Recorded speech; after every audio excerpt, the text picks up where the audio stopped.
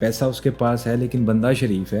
क्या शरीफ बंदा real estate developer बन सकता है? देखिए, रियल एस्टेट में बहुत सारे डेवलपर्स कब्जा भी करते हैं और कब्जा ग्रुप भी बन जाते हैं। काफ़ी सारे लोग, पर्चे भी होते हैं, केस भी चलते हैं, स्टे भी होते हैं, कब्जे भी होते हैं। अब भाई हमने अगर पैसे दिए हुए तो हमने तो ज़मीन का पोजीशन लेना ही लेना है। लेकिन यहाँ पे कोर्टों में झूठे केस भी होते हैं, झूठे दावे भी होते हैं। सारी इट्स मतलब लाइक यहाँ पे कोई कानून नहीं है। तो जिसे कहते हैं कि जिसका दा लग गया, जिसका पाँव या हाथ ऊपर आ गया तो वो विनर है। अब लाहौर के अंदर सोसाइटीज़ उस तरह फ्रॉड नहीं करती, लेकिन फ्रॉड की एक शक्ल ये है कि ओवर सेलिंग कर देते हैं, उसके बाद उसको बाय बैक कर लिया जाता है और ताकि बात अदारों तक ना पहुंचे। तो आप तो 15% टैक्स ले रहे हैं, दुबई से कहीं ज़्यादा ले रहे हैं, फिर भी आपका कुछ नहीं बन रहा, क्योंकि हमारे बिल्कुल गेट के ऑपोजिट उसकी लोकेशन है। तो वो हमारा नेबर है, बजाय इसके कि जितने और बड़े ब्रांड हैं उनके विसिनिटी में आए, वो हमारी विसिनिटी में आ रहा है। और जो खरीदने वाले हैं, अगर उनको कोई डीलर कह रहा है, कोई रियल्टर बोल रहा है कि ये आज 2 लाख लगा लो, 6 महीने में 4 हो जाएगा, 1 साल में 5 हो जाएगा, मैं ही आपकी फाइल बेच दूंगा, तो ये सारा कुछ झूठ होता है।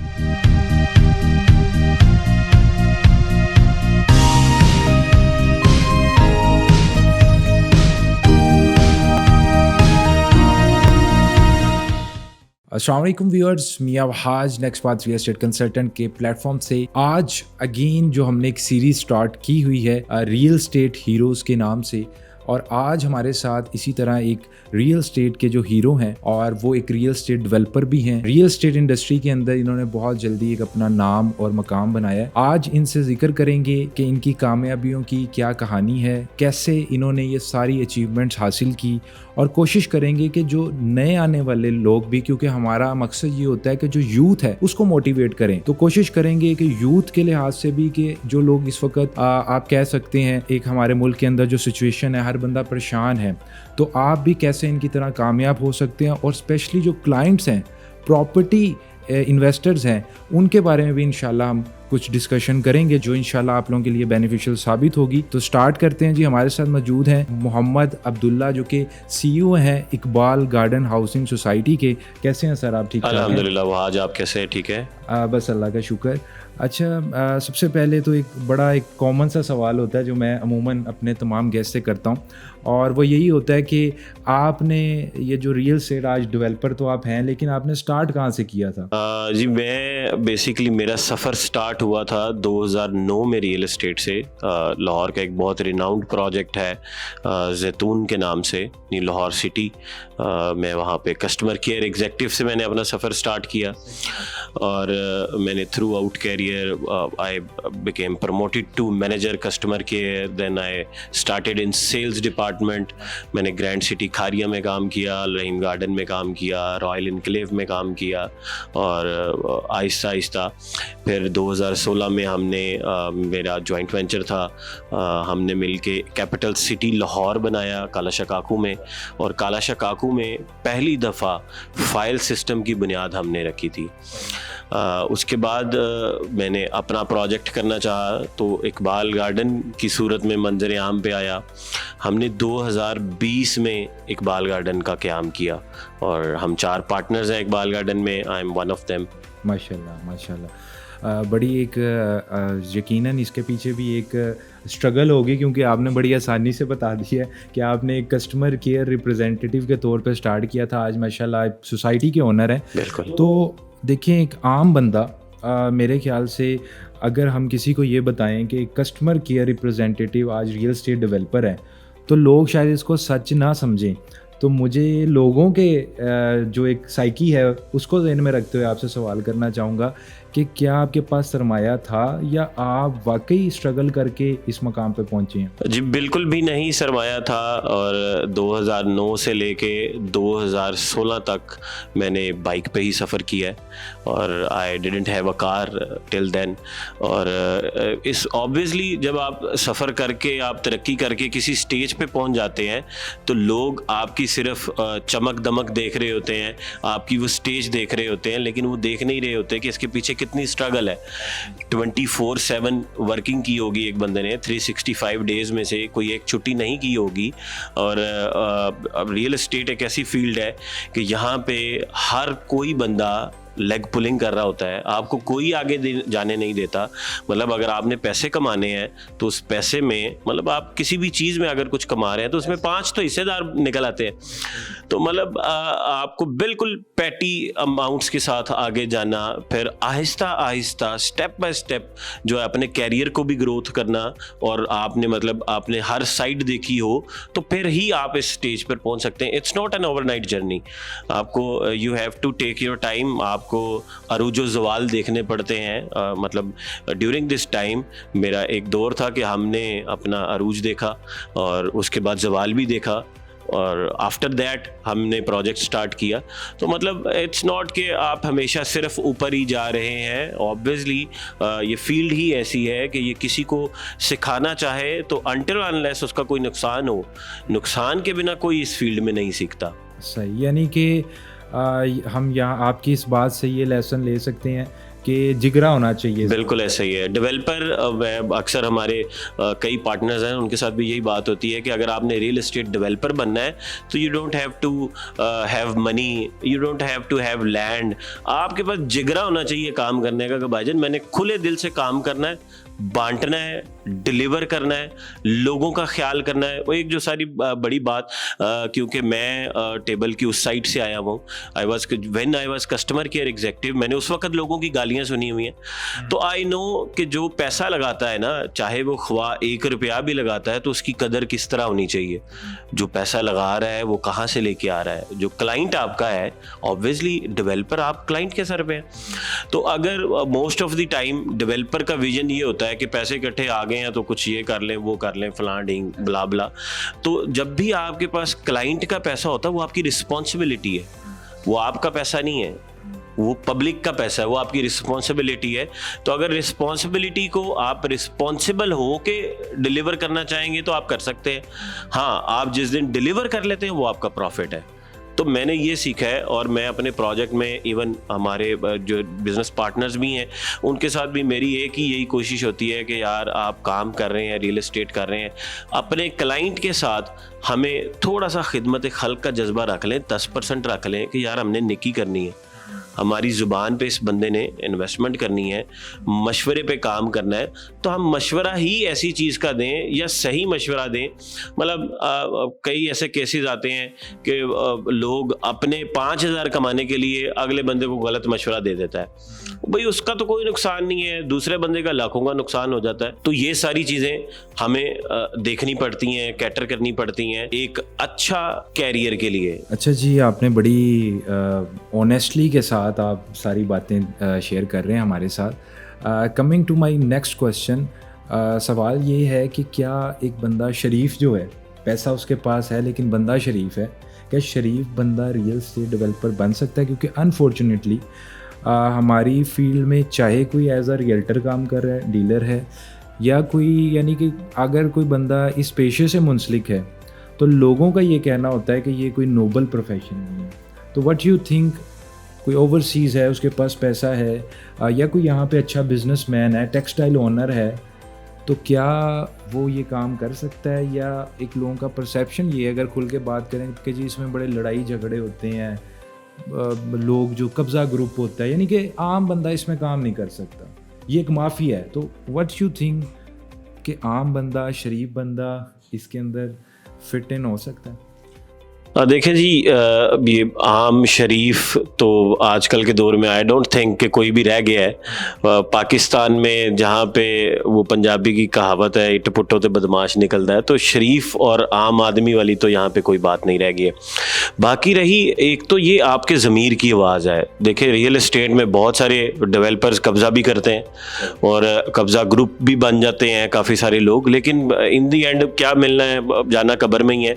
तो ये इंसान का अपना ज़मीर है, अपनी गुडविल है। हाँ, आप इसको सही या गलत कह सकते हैं कि आप सही तरीके से काम करना चाहते हैं, सही तरीके से डेवलपर बनना चाहते हैं, या गलत तरीके से डेवलपर बनना चाहते हैं। गलत तरीके से डेवलपर बनेंगे तो वो आप अपनी स्टेज पे ही देख लेंगे, दुनिया में ही अल्लाह कई बंदों को दिखा देता है। आप सही तरीके से डेवलपर बनना चाहेंगे तो आप जिसको किसी के जान माल का ख्याल है तो वो सही डेवलपर है। आई थिंक हम किसी का माल लेके डेवलपर बन रहे हैं तो अगर उसके माल का ख्याल है तो हम सही डेवलपर हैं। अगर उसके माल का कोई ख्याल नहीं है तो हम सही डेवलपर नहीं है, हम गलत डेवलपर हैं। और आई डोंट नो कि आपको दुनिया में ही पालेगा वो डेवलपर अगर कोई इस तरह की हरकत करता भी है। लीगल इश्यूज आते हैं, ज़रूर आते हैं।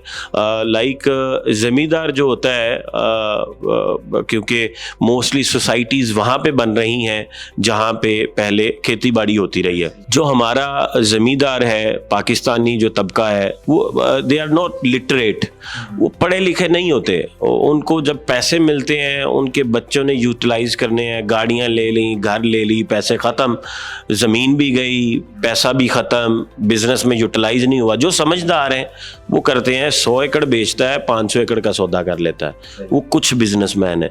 कुछ आपके जो वो हैं लैंडलॉर्ड्स हैं, मोस्टली ऐसे नहीं होते।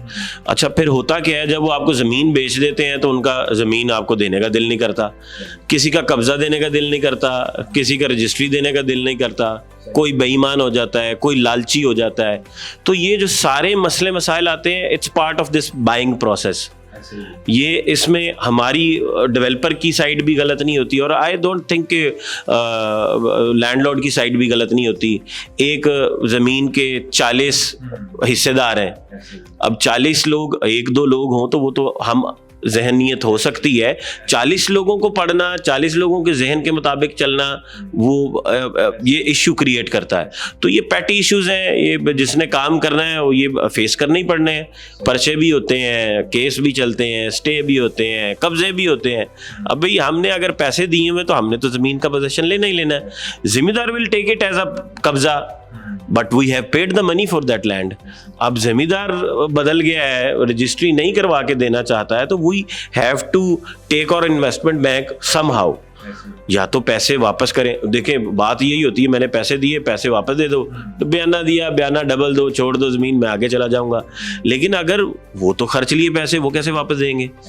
तो ये इश्यूज, ये डेवलपमेंट प्रोसेस के, बाइंग प्रोसेस के, ये पैटी इश्यूज हैं। जो लैंड ज़मीन खरीदता है वो DHA को भी इश्यूज आते हैं, बैरियर को भी इश्यूज आते हैं, बड़े बड़े डेवलपर्स को भी आते हैं, तो ये हर किसी को आते हैं। ऐसे नहीं, ये आपने बड़ी एक अच्छी बात की है, बल्कि इसी बात से एक बात और भी निकलती है, क्योंकि इसको हम लोग एड्रेस नहीं करते, या शायद कॉमन मैन को नहीं पता कि रियल स्टेट डेवलपर पे तो लोग 100 बातें कर देते हैं कि जी ये कब्ज़ा ग्रुप है, लेकिन नो डाउट समटाइम्स जो ज़मींदार है उसका एक पार्टनर का कुछ और ज़ेन है, दूसरे का कुछ और ज़ेन है, डील आपसे किसी और ने कर ली, समटाइम्स आपने पेमेंट भी दी होती है, लेकिन उसका अगर कोई और पार्टनर या भाई नहीं मान रहा, या लालच आ गया कि जी अगर आज ही हमें इतने पैसे दे सकते हैं तो कल शायद हमें डबल दे देंगे, तो डेफिनेटली जिस तरह कहते हैं ताली दोनों हाथों से बजती है।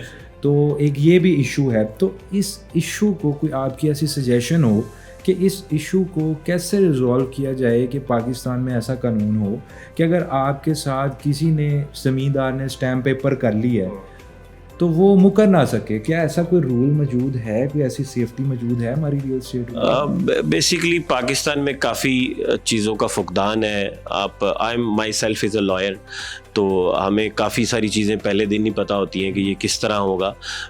लेकिन यहाँ पे कोर्टों में झूठे केस भी होते हैं, झूठे दावे भी होते हैं, सारी इट्स मतलब लाइक यहाँ पे कोई कानून नहीं है।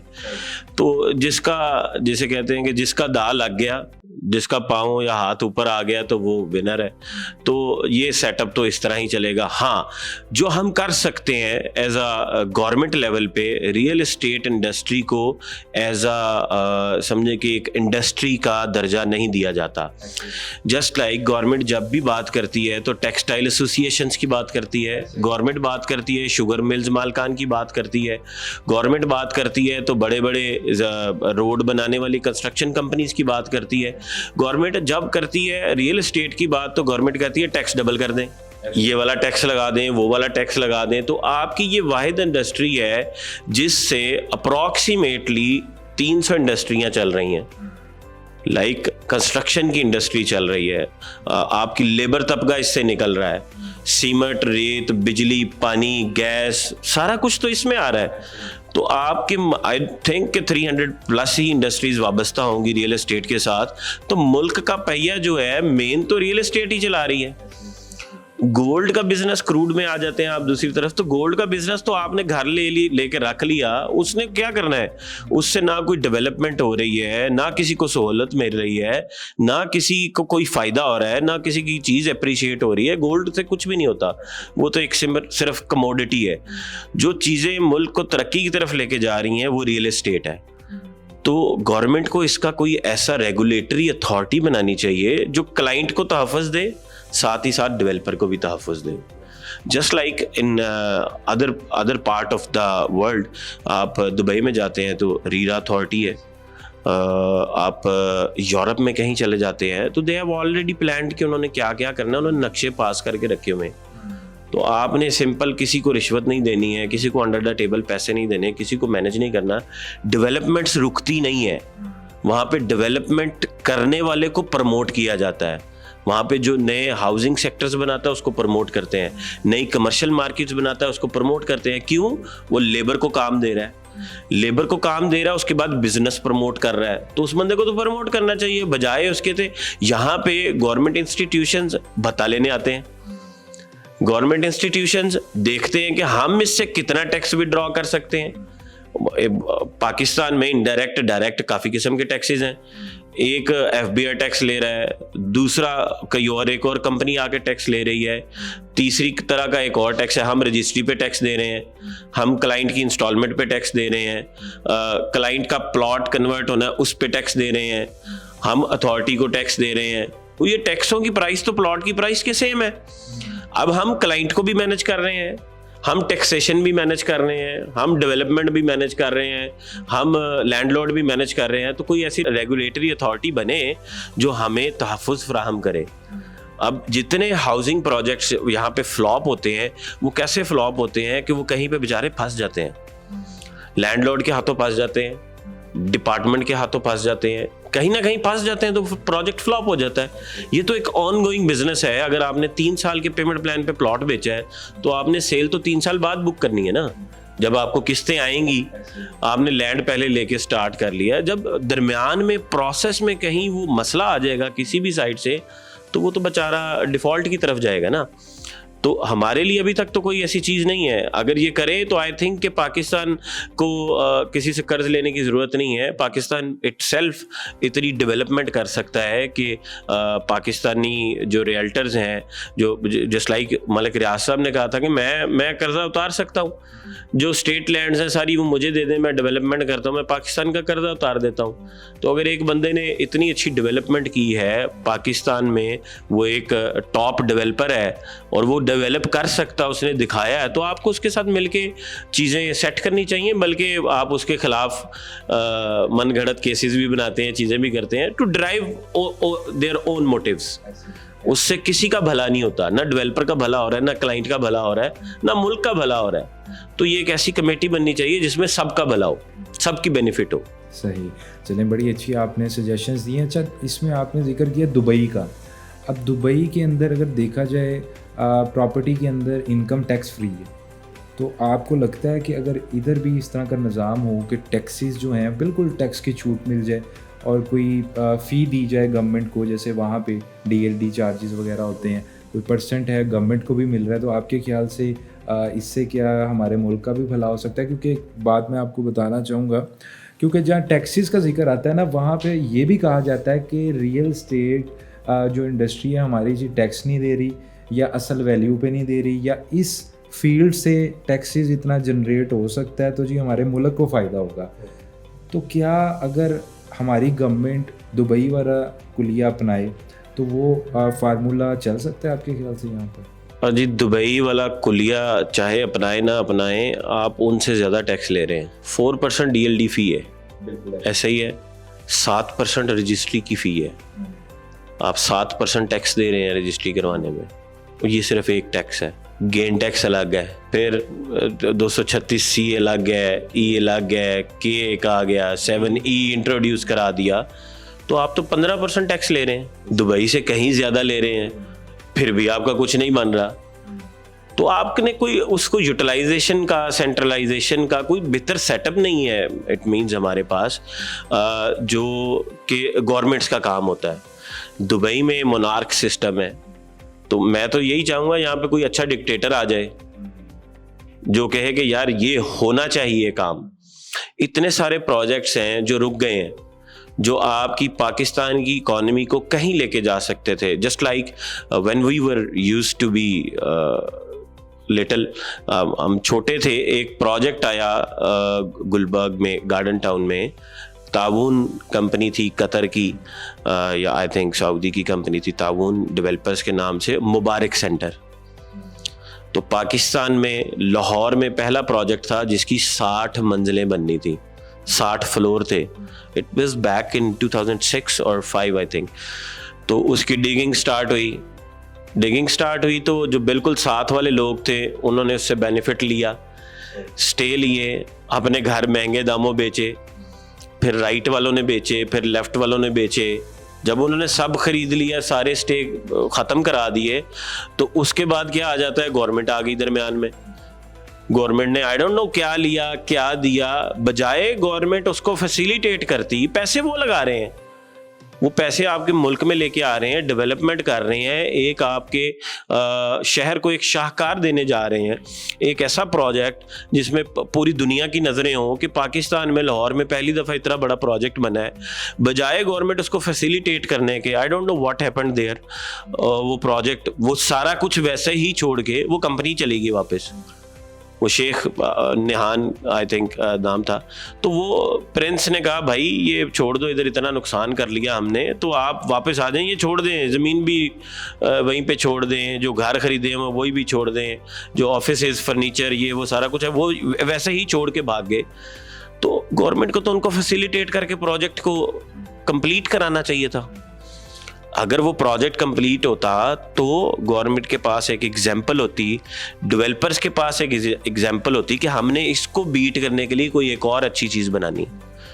तो पाकिस्तान एक, दुबई शुरू से ही टॉलेस्ट बिल्डिंग्स नहीं बनाता था। दुबई आप 1980s में चले जाएं तो दुबई क्या था, रेगिस्तान था, सहरा था। तो 1980 के बाद जब शुरू हुए, उसकी गवर्नमेंट ने उस वक़्त ही उसको कंट्रोल किया। अब जो दुबई में मेजर कंपनीज हैं, डेवलपर कंपनीज, वो दुबई की अपनी गवर्नमेंट की कंपनीज है। गवर्नमेंट भी डेवलपर है, गवर्नमेंट खुद डेवलप कर रही है। हमारी गवर्नमेंट का एक प्रोजेक्ट ऐसा नहीं है जो डिलीवर हो। बिल्कुल ऐसे ही है। अच्छा, इसमें एक और सवाल आ रहा है, आजकल हाई राइज का काफ़ी ज़्यादा ट्रेंड है, तो आप कैसा देखते हैं कि हाई राइज में जो लोग एज अ डेवलपर आ रहे हैं उसमें आप ज़्यादा स्कोप देखते हैं, या जो हाउसिंग के प्रोजेक्ट्स हैं जैसे आपका प्रोजेक्ट है, एक तो इसमें डिफरेंस क्या है, और कौन सा प्रोजेक्ट आप समझते हैं कि अगर कोई बंदा आपको देख के डेवलपर बनना चाह रहा है तो वो हाई राइज से स्टार्ट करे या डायरेक्ट हाउसिंग के अंदर ही है?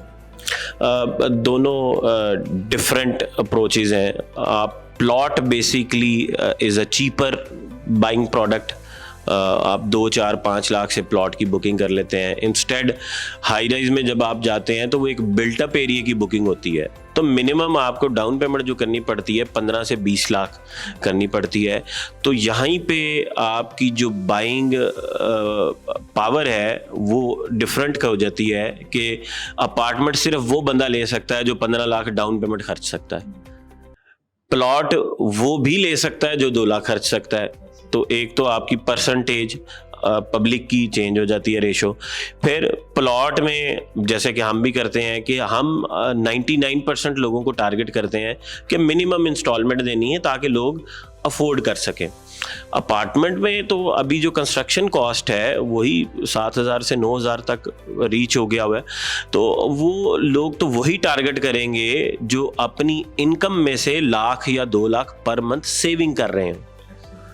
तो अपार्टमेंट इस वक्त एक सर्टेन क्लास अफोर्ड कर सकती है। Anyone can afford a plot but not anyone can afford apartment. तो अभी अपार्टमेंट पाकिस्तान में स्टार्ट ये एक क्लास से हो रहा है। अब आहिस्ता आहिस्ता देखें, जैसे जैसे अपार्टमेंट बिल्डिंग्स बढ़ती जाएंगी उस वक्त पता चलेगा कौन डेवलपर है जिसने सारी चीज़ों का ख्याल रखा हुआ है। बेसिकली अपार्टमेंट बनाना तो वो मॉडल टाउन में फ्लैट्स भी हैं, यू कैन से वो अपार्टमेंट्स हैं, लेकिन फैसिलिटी नहीं है उसमें कोई। बहुत छोटी सी एक फैसिलिटी है कि आपने अगर 18वें फ्लोर पे अपार्टमेंट है तो आपने गार्बेज शूट दिया हुआ है, गार्बेज शूट दिया हुआ है तो आसानी है आपके लिए।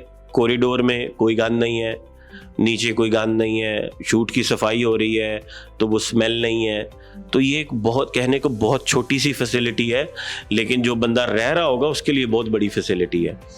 फिर हमारे यहाँ पे होता ये है कि आप ये फायर की वो पानी की वो तो कर लेते हैं, फायर अलार्म लगा देते हैं, स्प्रिंकलर लगा देते हैं। स्प्रिंकलर के पीछे पाइप नहीं होता, पानी नहीं होता, वो सिर्फ पासिंग कराने के लिए ऊपर स्प्रिंकलर लगा के दिखा देते हैं। तो इस तरह की छोटी मोटी चोरियां डेवलपर करके अपार्टमेंट बिल्डिंग बना लेते हैं, पैसे पूरे लेते हैं, लेकिन फैसिलिटीज़ उस तरह की नहीं है। यही वजह है कि अपार्टमेंट्स की तरफ लोगों का रुझान या सेटिस्फेक्शन उतनी ज़्यादा नहीं है। दूसरा, हमारे लिटरेसी रेट ऐसा है कि लोग कहते हैं कि न छत अपनी न ज़मीन अपनी, तो अपार्टमेंट में ये कॉन्सेप्ट भी है। तो जब तक गवर्नमेंट इस चीज़ को जो है सिक्योर नहीं कर देती किसी के लिए, काफ़ी सारी बिल्डिंग्स हैं जिनमें एलडीए का कंट्रोल है, तो वहाँ पे वो PT1 टाइप ट्रांसफ़र हो जाता है। तो गवर्नमेंट ने इन चीज़ों को कंट्रोल करना है। जैसे ही करेंगे लोग अपार्टमेंट की तरफ भी जाएंगे। I think it's a better housing in apartment rather than plotting. अच्छा, अब थोड़ी सी आपकी सोसाइटी के बारे में भी बात कर लेते हैं, और व्यूअर्स के लिए भी मेरे ख्याल अच्छी खबर होगी कि आप रिसेंटली आप लोगों को रावी अर्बन डेवलपमेंट अथॉरिटी की तरफ से NOC भी मिल गया है। थोड़ा सा मुझे बताइएगा, क्योंकि आप डेफिनेटली इस डिफ़िकल्ट प्रोसीजर से गुजर चुके हैं। रूडा का नाम सुन के बहुत सारे लोगों के माइंड में ये भी आता है कि शायद बहुत सारी हाउसिंग्स जो इसके अंडर आ रही है, आपका तो चलो मंजूर हो गया, क्लियर हो गया, लेकिन थोड़ा सा अपने एक्सपीरियंस से बताएं जो शायद लोगों के लिए बेनिफिशियल हो सके, कि क्या वाकई जो रूडा के अंडर कोई ऐसे एरियाज़ हैं जो अब बाद में गिरा दिए जाएंगे या इलीगल हो जाएंगे या ज़बरदस्ती छीन लिए जाएंगे, क्या असल स्टोरी है? बेसिकली रूडा का जो क़याम हुआ था वो world's largest Ravi river city के नाम से प्रोजेक्ट करना है इन्होंने। रावी के साथ साथ दरिया किनारे दुनिया का सबसे बड़ा शहर बनाना है, शहर आबाद करना है। लेकिन जो इनके कंट्रोल एरिया में चीज़ आती है उसमें इन्होंने फ्लड जोन को भी कंट्रोल करना है। ऑब्वियसली जब ये उस पर डेवलपमेंट करेंगे दरिया के किनारे, तो इर्द गिर्द जितने एरियाज़ हैं उनको भी इन्होंने सिक्योर करना है। तो जो तो इलीगल डेवलपमेंट्स हुई हुई हैं जहाँ पे कभी भी दरिया के किनारे कुछ बन ही नहीं सकता, वो तो ऑब्वियसली ये मसमार करेंगे ही करेंगे। इन्होंने शादरा डिस्ट्रीब्यूटरी के पास एक अनाउंसमेंट भी कर दी है कि ये इंक्रोचमेंट हुई हुई है दरिया के एरिया में, तो वो तो इन्होंने ख़त्म करनी है। बाकी जितनी भी चीज़ें हैं इन्होंने रेगुलराइज करनी है। जो कुछ TMA के अंडर थी, LDA के अंडर थी, ज़िला कौंसल के अंदर चीज़ें थी, हाउसिंग सोसाइटी है, पेट्रोल पंप है, गैस स्टेशन है, वो सारे इंडस्ट्रियल एरिया है, वो रूडा ने उनको सबको रेगुलराइज करना है। जस्ट हमें NOC मिला है, जैसे ही सारे जाके अप्लाई करेंगे, सर्टन प्रोसीजर्स है, सबको NOC मिलेगा। ऐसा कुछ नहीं है कि ये ख़त्म करेंगे। इन्होंने अपना शहर तो आबाद करना ही करना है, वो भी पाकिस्तान की बेहतरी के लिए। बाकी जितने भी इनके बाउंड्री एरिया में ये चीज़ें आती हैं सबको रेगुलराइज करना है। आप एक रियल एस्टेट डेवलपर हैं और आप इस बात को बेहतर हमें बता सकते हैं। बहुत सारे लोगों का ये कहना है कि अब लाहौर के अंदर सोसाइटीज़ उस तरह फ्रॉड नहीं करती, लेकिन फ्रॉड की एक शक्ल ये है कि ओवर सेलिंग कर देते हैं, उसके बाद उसको बाय बैक कर लिया जाता है और ताकि बात अदारों तक ना पहुंचे। तो ये एक प्रैक्टिस बड़ी कॉमनली हो रही है। तो आप क्या समझते हैं कि still there is a chance कि लोगों के साथ वो जो एक होता था बिल्कुल ही ब्लैक आउट हो जाए ना, कि जी बंदा ही जो है वो दूसरे मुल्क चल गया है, तो ये चीज़ें क्यों नहीं हो रही? क्या उसके लिए लोगों को जदीद तरीके पता लग गए हैं कि अगर कहीं पे ज़मीन नहीं भी मिल रही तो चलें जी इसको हम इस तरीके से कवर कर सकते हैं, या उनको एडजस्टमेंट किसी और जगह पे दे दें? मतलब लाहौर की इस वक्त अगर देखा जाए, मेरे ख्याल से 2018-19 के बाद इस वक्त कोई रियल एस्टेट में कोई बड़ा स्कैम या इस तरह की चीज़ें नहीं आ रही। अगर किसी सोसाइटी का कोई मसला भी होता है तो वो भी बड़े प्यारे तरीके से सेटल डाउन कर लेते हैं और उनकी कोशिश होती है कि अदारों तक ना जाए। तो क्या ये बात सच है कि अब डेवलपर्स जो है वो क्लाइंट को अहमियत देने लग गए हैं? इसमें कोई हकीकत है? जी बिल्कुल, आप सही कह रहे हैं। अरसा 5 साल में ऐसी कोई चीज़ हुई नहीं है, क्योंकि डेवलपर भी खासी एहतियात बरत रहे हैं। अब वो दौर चला गया है कि आप पैसे पहले इकट्ठे करते थे और फिर भाग जाते थे, और आपको बैरून मुल्क जाके मुकीम हो जाते थे, बच जाते थे। अब ऐसा कुछ नहीं है, कोई बच नहीं पाता। अथॉरिटीज़ को भी सारी चीज़ों का इल्म हो गया हुआ है। तो अभी ये सीन है कि आपने जितना बेचा है, आप अगर उसको डिलीवर करेंगे तो आप पैसे कमाएंगे। अगर आप डिलीवर नहीं करते तो आप कुछ भी नहीं कर सकते। तो आजकल डेवलपर का यही सिनेरियो है कि जो बेचा है भाई, अगले 3-4 साल में कॉस्ट ऑफ लैंड पूरा होते होते उसको डिलीवरी की स्टेज पे ले जाएं। अच्छा, बहुत सारे मामलात ऐसे होते हैं कि साथ वाली लैंड का इशू हो गया, कनेक्टेड का इशू हो गया, आपको कनेक्शन बनाने में इशू हो गया, पीछे लैंड होती है, दरमियान में एक टोटा नहीं होता, उसमें टाइम लग रहा होता है, जो लैंडलॉर्ड होता है वो लालची हुआ होता है, या कोई कोर्ट केस या इस तरह का, तो उसमें डिले तो ज़रूर आ जाता है। लेकिन ऐसा नहीं होता कि डेवलपर ही भाग जाए।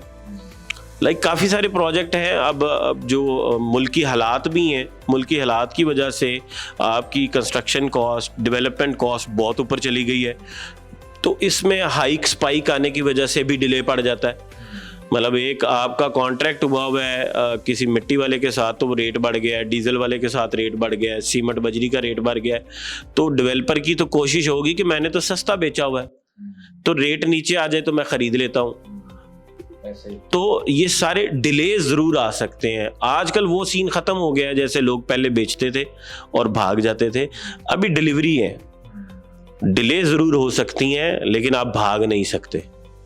अच्छा, आप अपने जो एग्जिस्टिंग क्लाइंट्स हैं आपके इकबाल गार्डन के, उनको कोई मैसेज देना चाहें जो आपसे ऑलरेडी प्लॉट खरीद चुके हैं? जी, हमारे बेसिकली हमने 2020 में स्टार्ट किया, और हमारा उस वक्त मोटिव ये था कि 3 साल का कॉस्ट ऑफ लैंड था। हमारा मोटिव ये था कि हमने इन क्लाइंट्स को कॉस्ट ऑफ लैंड पूरा होते वक्त तक पोजेशन दे देना है। और अल्हम्दुलिल्लाह हमने जो पहले दिन क्लाइंट को प्लॉट दिया, पहले साल में हमने उनको बैलेट कर दिया, अगले साल में हमने उनको पोजेशन दे दिया। अभी ये उनका कॉस्ट ऑफ लैंड पूरा होने में अभी 8-9 महीने बाकी हैं, क्योंकि 2020 में तो स्टार्ट हुए थे, 2021 के मिड तक हमारी सेल क्लोज हुई, 21 में ही हमने एंड पे बैलेट कर दिया, 22 में हमने पोजेशन दे दिया। तो अभी कॉस्ट ऑफ लैंड 8 महीने रहती है, हमने मैक्सिमम पोजेशन दे दी हुआ है। हमने अभी तक डेवलपमेंट चार्जेस तक क्लाइंट से नहीं लिए।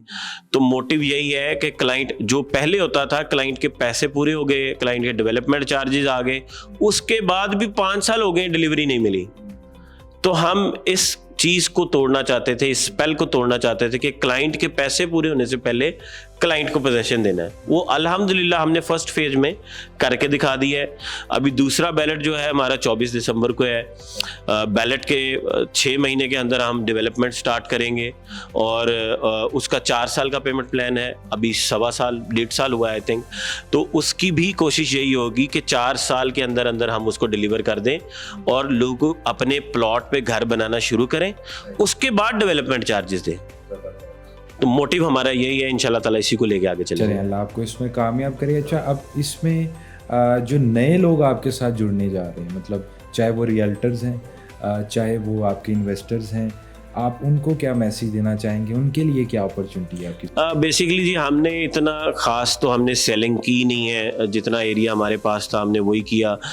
मीनवाइल हम पीछे ज़मीन परचेज करते रहे, और हमें वेट था सिर्फ एनओसी का। अब अल्हम्दुलिल्लाह चूँकि अप्रूवल आ गई है प्रोजेक्ट की, एनओसी आ गया है, तो रेट अप्रिशिएट होने हैं क्लाइंट के लिए भी, और सेल अप्रिशिएट होनी है रियल्टर के लिए भी। तो दोनों के लिए खुशाइंद बात है। जितने लोग अब जुड़ना शुरू होंगे वो इंशाल्लाह ताला तरक्की करेंगे। थोड़ा सा अपनी सोसाइटी की जो आपकी लोकेशन है, आपने ये लोकेशन क्यों चूज़ की? क्योंकि इसके बाद बहुत सारे डेवलपर्स और बहुत बड़े बड़े नाम भी इस एरिया में आए हैं, और अभी ये भी सुनने में आ रहा है कि जो टॉप डेवलपर्स हैं जैसे बहरिया टाउन वगैरह, वो भी शायद इस एरिया की विसिनिटी में आ रहा है। तो आपने क्या ऐसी चीज़ थी जिसने उस वक़्त आपको इस चीज़ पे आमादा किया कि यार दिस इज़ द लोकेशन? या आपके पास कोई इन्फॉर्मेशन थी या कोई मौक्कल वगैरह रखे हुए हैं यहाँ पे? नहीं, गैब का इल्म तो सिर्फ अल्लाह जानता है। तो बेसिकली सीन ये था कि ठोकर, जैसे आपको पता है कि अरसा 5-6 साल से ज़्यादा हो गया है, पैक हो गया हुआ है वहाँ पे। जो प्लॉट्स का रेट है वो भी इस वक्त शहर के रेट से कम नहीं है। 15 लाख रुपए मरला तक तो रेट अप्रिशिएट हो गया हुआ है, इससे ऊपर क्या जाएगा। जो फिरोजपुर रोड है, फिरोजपुर रोड पे इस तरह से डेवलपमेंट हो नहीं सकी पिछली 2 सदियों में। जो हुआ है फिरोजपुर रोड पे सिर्फ फ्रॉड ही हुआ है। तो फिरोजपुर रोड की तरफ कोई भी प्रोजेक्ट आता है तो कोई भी क्लाइंट, डेवलपर, रियल्टर ख्याल ही नहीं करता है।